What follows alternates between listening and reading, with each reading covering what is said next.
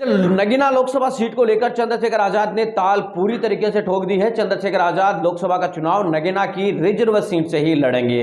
योगी आदित्यनाथ के सामने लड़ा विधानसभा का चुनाव के अंदर हुई करारी जमानत जब्त के बाद अब चंद्रशेखर आजाद का पूरा फोकस नगीना की लोकसभा सीट है। नगीना की लोकसभा सीट हमेशा से बहुजन समाज आंदोलन के लिए काफी महत्वपूर्ण मानी जाती है। यहाँ पर बीएसपी बहुजन समाज पार्टी की सुप्रीमो मायावती जी का भी बड़ा बैकग्राउंड माना जाता है। वर्तमान में भी यहाँ पर बहुजन समाज पार्टी के सांसद है गिरीश चंद्र। तो ऐसे में आपको बता दें कि चंद्रशेखर आजाद भी नगीना से अपनी तैयारियां शुरू कर चुके हैं। पिछले कई दिनों से लगातार 4-5 दिनों से चंद्रशेखर आजाद नुक्कड़ सभाएं यहां पर कर रहे हैं। बिजनौर के अंदर, बिजनौर के जिले के अंतर्गत नगीना की जो लोकसभा क्षेत्र है उसके अंतर्गत आपको बता दें कि लगातार यहां पर कार्यक्रम आयोजित किए जा रहे हैं। अलग अलग जगहों पर जाकर वो कार्यक्रम कर रहे हैं, कैडर कर रहे हैं। देर रात तक उनके द्वारा छोटी छोटी बस्तियों में जाकर नेता कार्यकर्ता पदाधिकारियों को तो संगठित करने के साथ साथ जनता को समझाने का भी प्रयास कर रहे हैं कि अभी तक आपके साथ जो भी जीतने वाले लोग थे वो एक भी नहीं आया, लेकिन मैं आप लोगों के बीच में आ रहा हूं, आप लोगों के साथ आ रहा हूं, तो आप मुझे मेरी मदद करो। क्या कुछ चंद्रशेखर कह रहे हैं? में लगता था हमारे लिए अस्पताल बने, उनमें लगता था हमारे स्कूल बने, वो उसमें लगता था, वो सब चीजें बंद कर दी सरकार ने। आज की सरकार इस पॉलिसी पे आ गई है कि आजादी से पहले की जो स्थिति थी कमजोर वर्गों की, किसान की, नौजवान की, वैसी स्थिति सब लोगों की बन जाए। अब हम जागरूक होने के नाते हमारी जिम्मेदारी है कि समाज को जगाएं, क्योंकि आदमी दुनिया में पैदा हुआ तो रोटी खाने के लिए पैदा नहीं हुआ। सिर्फ रोटी तो जानवर भी खा रहा है।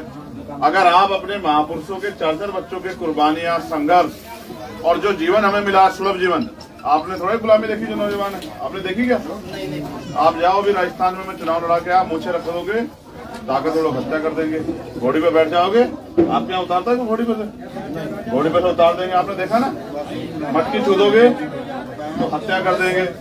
इस तरह के हालात सामंतवाद के अभी भी देश में हैं। बाबा साहब अम्बेडकर को ये लगता था और उनका प्रयास था कि भाई जो अधिकार, जिन अधिकार से हमें वंचित रखा गया है, मैं इनको वोट का अधिकार दिला रहा हूँ। उस वोट की ताकत से इकट्ठा होके ये अपने अधिकारों को ले लेंगे। लेकिन हमारा भोला वाला समाज 5 साल रोता है, तकलीफ महसूस करता है, परेशान होता है, और जब चुनाव आता है तो दुश्मन को वोट देके, चंद पैसों पे, शराब पे वोट देके, और फिर ये कहता है कि भाई हमारी जिंदगी बदलाव नहीं हो रहा है। जब आप ताकत नहीं बनाओगे, बदलाव कैसे हो जाएगा भाई? साहब कहते थे जिनका दल नहीं होता उनके पास बल नहीं होता, और जिनके पास बल नहीं होता उनकी समस्या का हल नहीं होता। लोकतंत्र में आप भी अपनी जिंदगी बदल सकते हो। जो गुलामी, बेबसी, जुल्म ज्यादती आपके साथ हो रही है, उस सारी जुल्म ज्यादती एक दिन में खत्म कर सकते हो अपनी ताकत बना के। तो मैं तो अभी वकील साहब के पास आया था, किसी दिन में आऊंगा आपके गाँव में, ठीक है? और आप नौजवानों से कहना चाहता हूँ, तुम खुद महसूस करो, हम ये जो बड़े बड़े स्कूल खुले हमारे लिए क्या? गरीब का बच्चा जा सकता है क्या?